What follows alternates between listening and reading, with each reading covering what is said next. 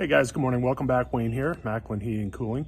Hey, we're focusing on this new construction project that we have going on in Fenton, Michigan. And one of the things we are doing today, now that all the ductwork's up, all the lines runouts are tied into the floor boots and all, now we have to go back and seal all the duct joints. So in Michigan and in the international code, they actually require now to duct seal all the joints. So there's a few different ways you can do that. You can do it with like a mastic type that you brush on. There's tapes out there, mastic type tapes that you can seal duct joints with. But there's also spray-in type that you spray in a chemical compound that will seal the ductwork from the inside. It's I believe one's called Aero Seal. But anyways, we are doing the mastic, the brush-on type, and we do a couple little things that we'd like to say sets us apart, maybe from a craftsmanship standpoint. But I'm going to walk you through it, and then we'll talk to you soon. If you like our videos and you want to see more, just hit the like and subscribe down in the right-hand corner, and we'll keep them coming. Thanks. So here's the duct sealant we were using today. It's made by Ductmate, and there's the tape I mentioned before, hard cast mastic type tape for sealing ducts too. But this is a commercial grade duct sealant called Easy Seal. It's got a fiber reinforcement in it, so when you brush it on and it hardens up, it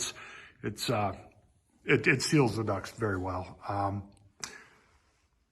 Made in the USA, which is good. So I'm going to show you how we apply it.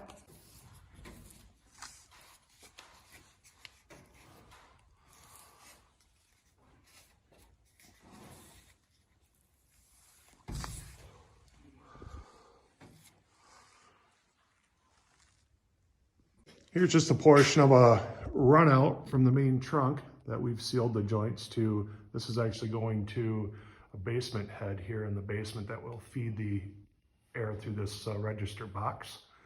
So there's just an example of that.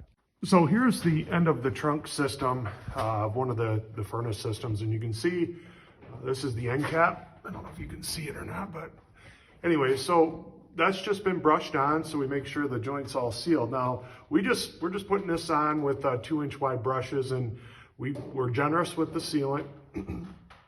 And so it doesn't have to look real neat in this system because this all is getting chased out and framed in and drywalled.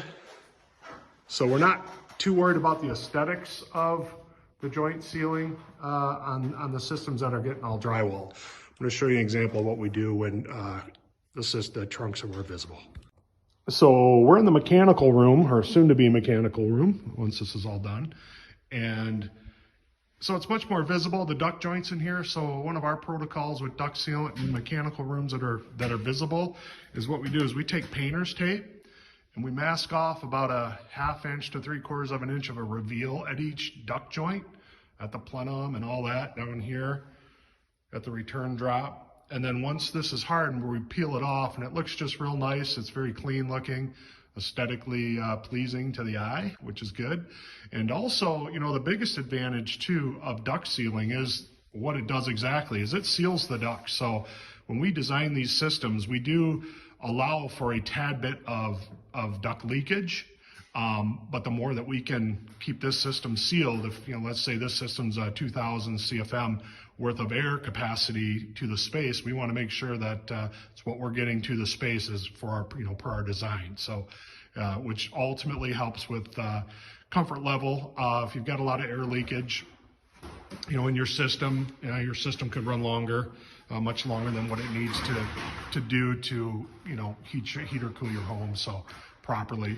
But anyways, so I'll shoot a video once we start pulling the tape off and you can see the difference, how nice it looks.